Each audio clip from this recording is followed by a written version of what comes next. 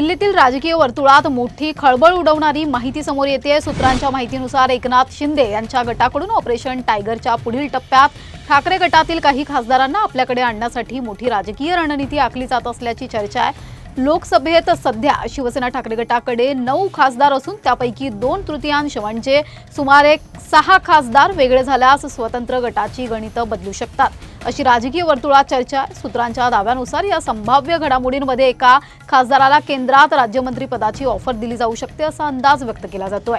19 जूनच्या आसपास या संपूर्ण राजकीय हालचालींचा क्लायमॅक्स दिसू शकतो असाही सूत्रांनी म्हटलंय। वर्धापन दिनाच्या पार्श्वभूमीवर काही खासदारांचा अधिकृत प्रवेश घडवून आणण्याचीही शक्यता वर्तवली जाते।